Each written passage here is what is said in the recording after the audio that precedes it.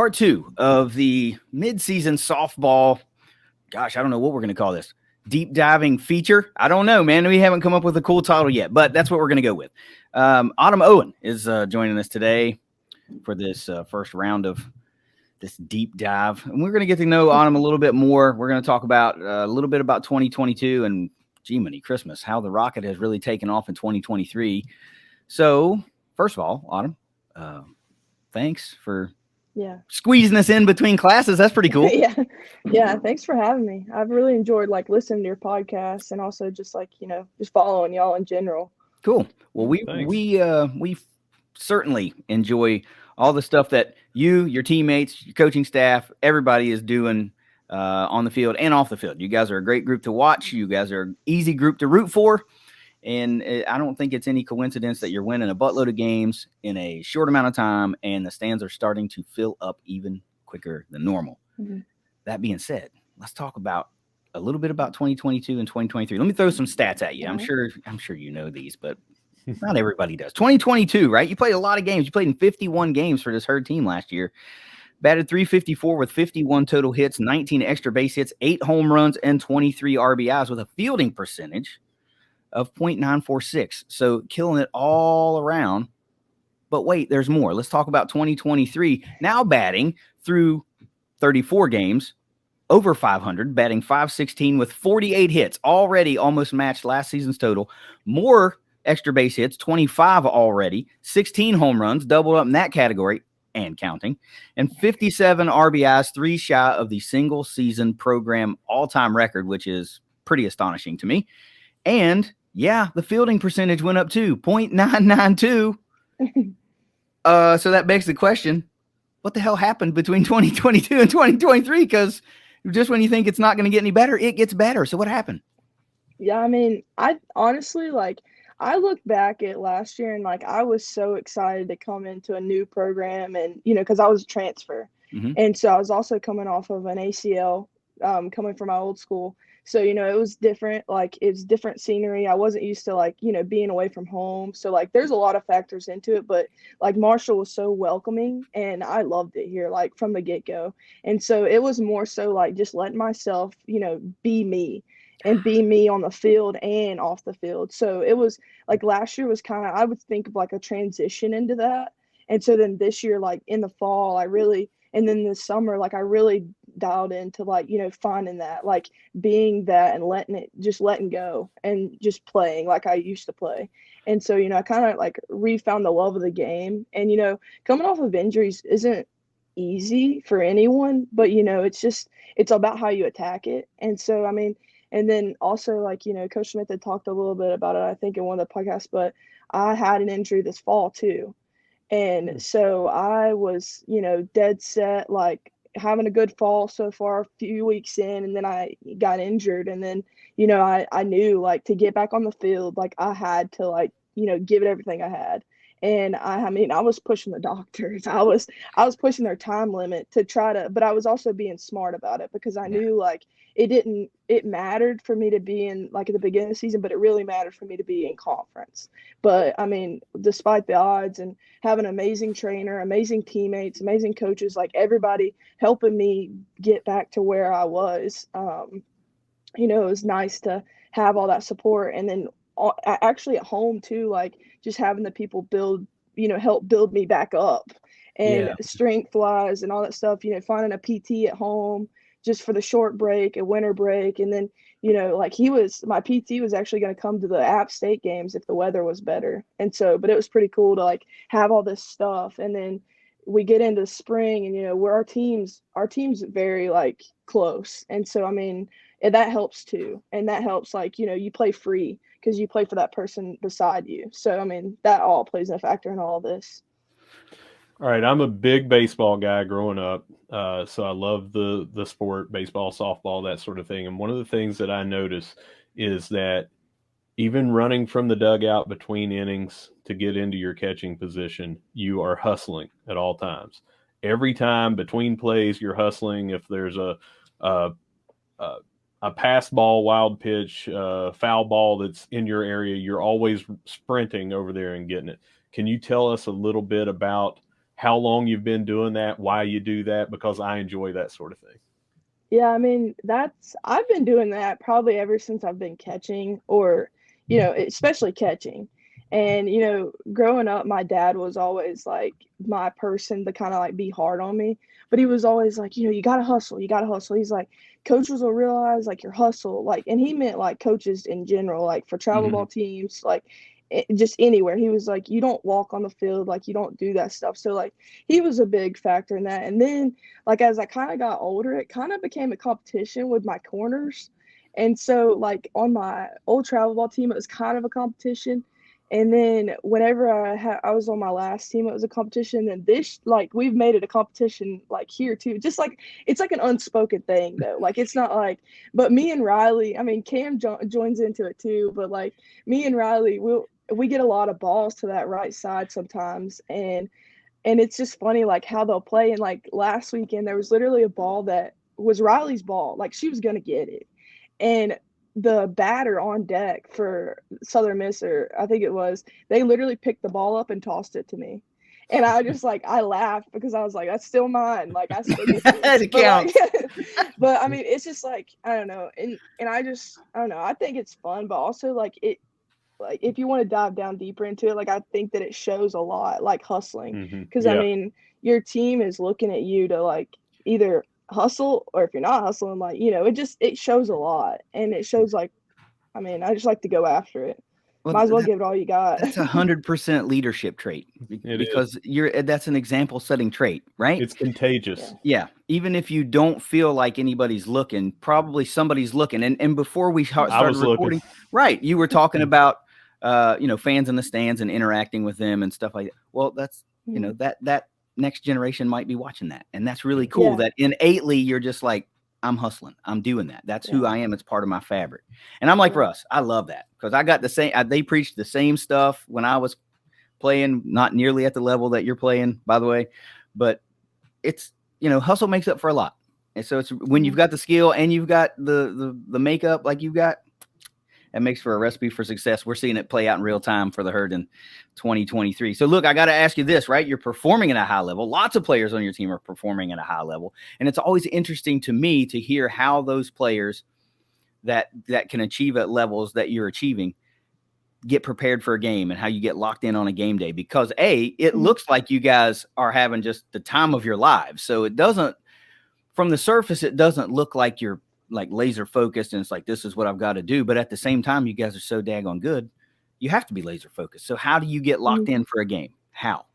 Yeah, I mean, honestly, mine's a big routine. Like, I'm big on routine. So I mean, and sometimes like I wouldn't say like I can be superstitious too, but I mean, I think everybody kind of has a superstition like of some sort. But like, then again, like routines, I've like made that a big thing. And the older I get, the more I get into a routine. So it's like making sure I go to sleep, and then I get up and I'm going to treatment. And at treatment, I treat the same things that I need to treat. Like, and it doesn't even have to be like an injury. It just has to be like, okay, what's going to get me ready for the game? And knowing like, yeah, if we have 1 game, 2 games, whatever it is. And I mean, that it starts before the game, like pregame and stuff, but it also starts like throughout the whole week. So, and then on the side of like mental, it's just making sure like you're locking in when it's supposed to be time. So like, I have my pregame playlist. So every time I get in the car, it's literally like, the same 3 songs, and I will not play another song before the game. Like, I don't care what it is. I don't care if I have enough time. I won't. I will like replay one of those songs because I just won't do it. And like, that's just been a this year thing. But it's I don't know, like, and that's what I'm saying, like, it could be a superstition, but I count it as a routine. But some people would say that's superstition, whatever. Nope. But then like, it's just, then so I have the same, but I do that so I have the same routine, whether it's away or home or whatever it is. And that way it's consistent. And then like, we get in the locker room, we get dressed, all that stuff. Like, we have the same routine of like video, like all this stuff. And so then, when we do pregame, like everything is like on time and everything is like, structured, but it's also like we're getting it done. And that's kind of like the way I take it. And then like after the game, I just kind of like decompress and I go get something good to eat. And I'm like, all right, because now you're really speaking our language. Yeah. We're all about the sandwiches over here. All about them. So wait a minute, before we go further, is the pregame 3-song playlist like super top secret and under lock and key, or is that something you share? Is this like guilty pleasure stuff? No, I would just be. I know my walk-up song. One of my walk-up songs is the last one that I play, and then it's just. But other than that, yeah, it's kind of like, it's like a song of like realization. So like where I've been, and like kind of just kind of get you thinking like, okay, like kind of like my why. Sure. And so then like you kind of get another song like motivate. So it's like, all right, like, and then the last song's like, all right, like go time to go. Yeah, we don't want to put ripples in the pool. I was just curious if that was so we'll let that sleeping dog lie, and we'll let that one remain a secret because we don't want to change a thing right now. Yeah, speaking on routine and pregame stuff, you guys have one of the coolest things with Corey doing the custom handshakes all the way around. And this year's, in my opinion, is better than last year's, even though I liked last year's and everything. But you guys have fun. How important is it for you to have fun while you're doing this? Because we just talked about being locked in, right? So some people might talk about, hey, it's hard for me to be locked in if I'm having fun, but it might be the opposite of, hey, because we're having fun as a team, we are locked in. So can you elaborate on that a little bit? Yeah, I mean, like what you said, I mean, there's gotta be fun in there. And also like behind the fun is all the hard work that we've put in. And the hard work that we put in the fall, and like we talked about building a foundation in the fall, and like then it's like, okay, now we're gonna go do it, and we're gonna go get it. And so like it's good, it's great to have coaches that are willing to like put out there like something that we can buy into. And so like, but Marshall already has stuff that we can buy into, like for playing something bigger than ourselves. But then on top of that, like we take this program and like we continue to build on that. Like that's what like our program's about. And so we do it for this person next to us. Like that's what I always think about. So regardless of what it is. And so like when we do the handshakes with Coach Line, it's awesome to have like coaches interact with you, because sometimes programs aren't as lucky as we are. I mean, I would think that I would not, like I said it this weekend on a tweet, like there's no place I would rather be than Marshall and playing at the Dot. Like you just can't beat it, like in my opinion, but that's my opinion. So like, I mean, I've been so happy here because of the environment that we have. And our coaches create that, we continue to make it like that. So it's kind of on us too to continue that.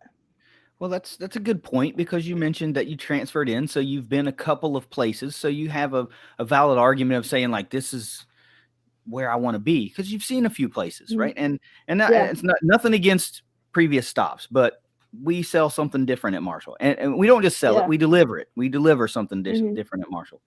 And you talked about being at Dot Hicksfield, and this is one I'm going to ask everybody that we talk to from your team, because I just think I'm interested to what it means to each person, right? So what does Dot Magic mean to you?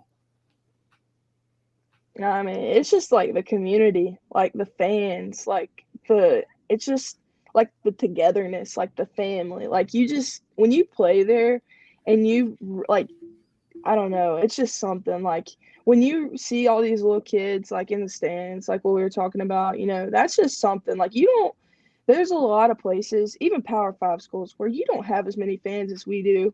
And you don't have that many kids that come and like they're regulars, like they and their families are regulars, and like all the fans, like most of these fans are regulars. And so, I mean, it's the part of like us pouring out into the community, but the community pouring back into us. So it's just like it's just I don't know. It's just something special. It is like there's like no words to describe like how special it is, but it's special. And like if you play, if you coach, like if you're there, like you just feel it. Like it's just something. It is something. That's a perfect term for it, is magic, because and we've heard Megan talk about, there's places that don't get the support behind softball that Marshall gives. And we try to grow that every week. We do.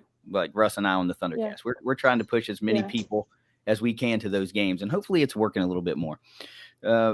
Because we're seeing attendance numbers starting to rise a little bit, and that's got to be a good feeling, right? It's got to be a good feeling. Yeah. Let me ask you a quick question. In your opinion, who's the most clutch player on your roster right now? If you look back this weekend, it was Grace. Like this weekend, like that really, like when they walked me and they got to her, and I was like, man, y'all messed up. Like y'all really messed up. Like I knew like it was like Grace was on it. I mean, she has been, and it's not just Grace. Like it's.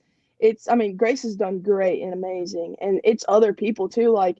And it's just people have asked me all the time, like, how is it like? Why are they like? You know, they get mad that they walk me. I'm like, why are you mad? Like, that's a free base one, and then also you have Grace that's hitting amazing, and then you have Riley, you have Bub, you have so many other people too, like down the lineup that guess what? Like somebody's gonna hit me in. Like it doesn't matter. So like, and it's vice versa. And then like they pitch to us, and it's like, okay, like who do you want to like?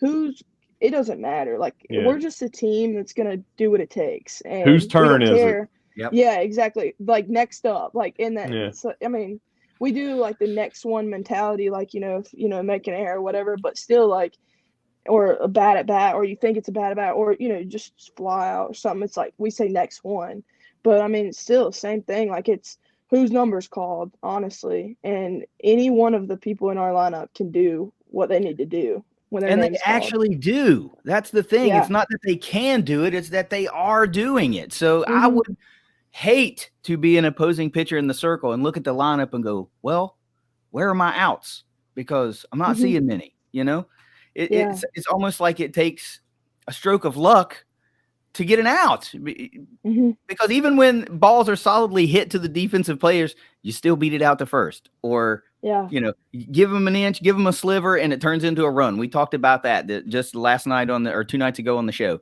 That's what it is. You give this Herd team a little bit of leeway, and they're going to make you pay. I got a couple more, but Russ, get in here real quick because we're running low. Yeah, so we're real big here at the Thundercast of assigning people nicknames and everything. By the way, unofficially, I don't know if this will take off, but what do you think about Got 'em Going Autumn Owen? That's pretty good. I don't know. Think it over. Think it over. It's fine. But my question is, who has the best nickname on the team? And you don't have to say what that nickname is, but just who has the best nickname. Don't even be coy. We know you guys are cutting up in the clubhouse. I mean, honestly, like the one that I love to say is Abby Darlings. And so she's one of our freshmen. Abby Darling. She got a real big hit hit off this weekend. Fence. Yeah, she got a real big hit this week. I mean, we all have a lot of nicknames. It's something. I mean, they had a whole list for me last year, and then they still keep all those this year. So I mean, it's just it's hilarious. Like, cause some days like people really just come up with another nickname. So it's just like, okay. Got 'em going. That's Autumn right. Owen. That'll probably get worked into the tweet repertoire once or twice. But that's pretty good, man. The easiest question of the day really is, what's so special about this Herd team to you, and what's the goal for the rest of the year? Well, I mean, the goal is to keep pushing. So keep going. I mean, regardless of wins, regardless of whatever the result is, like, it's the next one, the next game. And, when we win a game, it's after 12 o'clock, it's a new day. And so we have to flip our mindsets and get ready for that. So in a 3-game series and midweeks, we know, like, it's who wants it more in a midweek, because you're coming off of a long weekend, both teams usually. I mean, but this team, like, I don't know, like it's kind of like one of those things with Dot Magic. Like, this team really has my heart. Like, I would do anything for this team, and I'm excited for what's to come for us, and I'm excited for us to travel to ULM this weekend to see like more of what we can do on the other side of the conference, and to continue like just building what we have and continue to learn and continue to work. But yeah, these teammates have been something for me, and I mean they've really helped me through a lot, but also just they got my back and I got theirs. So it's something special again. This isn't a group you want to run into and pick a fight with, because it seems like you're picking a fight with how many girls are on the roster? Picking a fight. Like 17, I think. Okay. Yeah, you're picking a fight go with 17 against people. one. I can't do that. Yeah, I know. You could honestly, like, we could probably just put a few on you and then be like, all right, you got back up. Like, fair. I mean, it's something like, yeah. If you're fighting KD, it's one-on-one. You've got him. I'm telling you. We somehow this conversation got really off the rails, and I've resulted in getting my butt kicked in a very short amount of time. Let's get this back on track. Holy moly! No, look, you're having a great season, and we want to thank you for sitting down and spending a little bit of time with us, because it's always great to help our athletes get a little bit closer to our fan base and help our fan base get a little bit closer to our athletes. And just the nerd in me wants to learn what makes these great players tick, like yourself. I like to know mindsets and how you lock in and what the approach is. And I don't know what to say. Like, there's so much on the horizon right here with just your individual stat line that the name Autumn Owen is going to be in the record books. It's already in the record books, right? So congratulations on a great start to 2023. Hell, we still have more than a third of the season to go. So we're extremely proud of you individually. We're extremely proud of this team. We love the hell out of all of you. We appreciate all of the memories that you're making for our fans and these young girls and young boys that are watching you guys play. You're giving quality time to, like, Russ takes his daughter to the game. That's memories. Those are core memories that are getting made. Yeah. You guys are the result of that. So it's really, really cool that you're taking a minute to sit down with us and shoot the breeze for a little bit, cut up a little bit, and have a little bit of fun. Like we always try to do. I like to shut my mouth and let you have an open mic for a minute or two and just say whatever it is you'd like to say to whoever you want to speak to. So I'm going to do that right now. All right. Well, I mean, I would say, like, to all the Herd fans, like, I appreciate, like, all that you do for us, and we appreciate it as a team. And I mean, like, it's really been something to continue to grow this program, especially this year with us having such a successful start. But I mean, we're excited to, continue this growth and continue to see what, like, upgrades and stuff like that are to come with the program, the field, like, all this stuff that we can have more people and, make it more environmental, like, friendly. And, but I mean, it's just pure. Like, right now it's pure with what we have. And so, I mean, I enjoy, like, after the game, like, seeing little girls, seeing little kids, like, just come up to us and, like, want our autograph and stuff. But it's more than that. Like, it's the connections that we make with them because of that, because of them coming up and, just a hey, or, how's your day, or what position do you play, or, and, it sparks conversation, and then it makes that kid want to come back. And sure so does. It's a thing, like, it's an interaction. And it's not just, whenever we play games, like, when we see these kids, if we see them out in public, we talk. Like, it's not, oh, hey, it's that person. Like, oh my gosh, like, we're not going to talk to them. So it's important that, we continue to grow that, and we continue to have players that are willing to buy into that. And, the work ethic of this team is outrageous, and the grit, like, it's amazing. And we're going to continue to build on those and build on the season. And I just can't thank, though, like, everyone enough for all that they've done for me as I've been here the last year and a half. And I can't wait to have another year or two. So I may be a grandma, but I'm still here, because technically I'm a fifth year. But still got a hill to climb. You're not beating me yet. Yeah, I don't. But in the softball world, I'm a grandma. Well, maybe so. But I mean, hey, Marshall was the best 6 years of my life. I'll tell you that. Yeah. No, it's been the best year and a half of my life. So, but I appreciate y'all for having me.